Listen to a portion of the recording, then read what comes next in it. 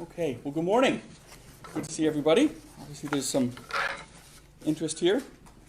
It's interesting because in all my years and all my campaigns, I actually don't think I've ever held a political press conference. So, but I do appreciate the weight of the question. I appreciate that there's some national interest in kind of where my next moves might be, political or otherwise. So just to be sure we put some clarity to it and everyone understands where we are in terms of how we're going to move forward. Everyone knows, obviously, how much I love New Hampshire, how proud I am of the really amazing things that our administration has been able to advance. It started back in 2017, the big initiative of fully funding kindergarten, and we just haven't taken our foot off the gas from there.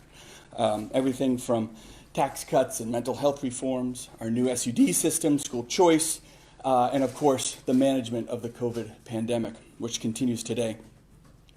It continues to be the most fulfilling opportunity that I could possibly imagine. Being governor is a very, very unique position. Working with people one-on-one, hearing their stories, and simply just trying to fix the system that has failed them in many situations. Engineering better solutions, and most importantly, just always putting New Hampshire citizens first.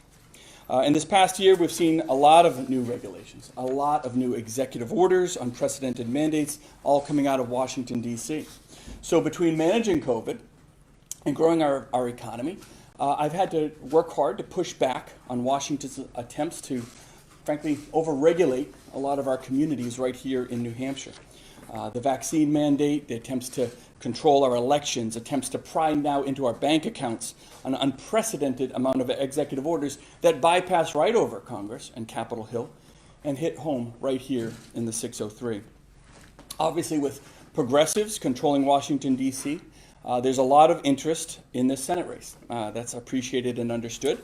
It's clearly seen as one of the best opportunities America has to have a 51st vote to stop Chuck Schumer from implementing what we all see as a losing agenda for America. I've heard from countless voices across the country. It's been very interesting. The vast majority of them all urging me to run for the U.S. Senate. They give me advice on everything from family and schedule, policy, leadership opportunities, what the Senate entails, and I do appreciate everyone who has reached out. The Senate is clearly a very different place in terms of expectations, accountability, successes. As governor, the job really demands a 24/7 accountability. The people of our state deserve nothing less, and it's where you can be the most impactful. Sometimes there could be a dozen key decisions in a day as a governor that have to be made, and all can have an incredibly direct and positive impact on individuals' lives. Not so much so in the Senate. It's a much slower pace, and frankly, too often doing nothing is considered a win. And I appreciate those that understand the need for more managers in Washington. I do. More accountability and a connection with Congress that frankly is completely unconnected to the things that face the average American. More than ever, we need to protect our rational and responsible approach. And from New Hampshire's perspective, I think we have the opportunity to be an example that others can follow. As Granite Staters, I do believe that is our civic responsibility to the entire country.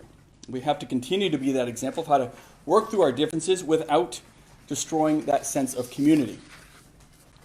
But my responsibility is not to the gridlock and politics of Washington.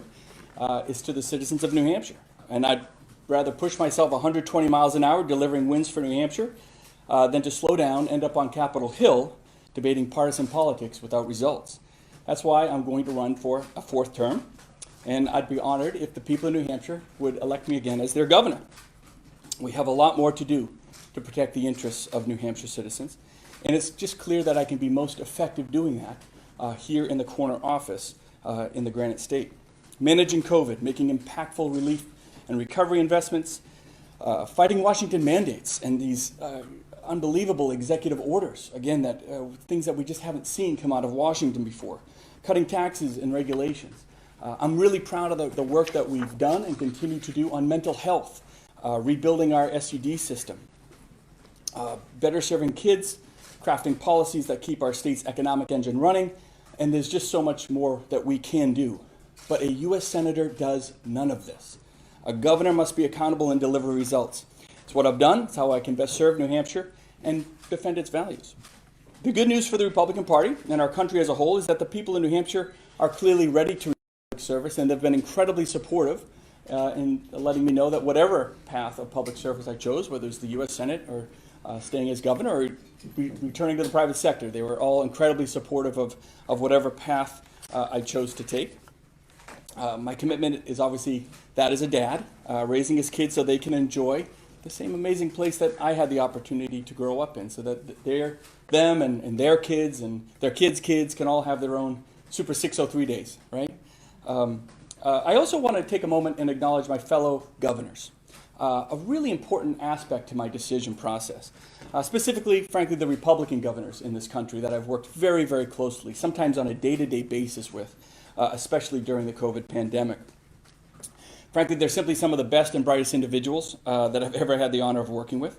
Republican governors in this country especially, they understand accountability and delivering results, transparency, moving the ball forward, a lot of those core beliefs in terms of public service that I share. They've banded together, especially during the COVID pandemic, in a really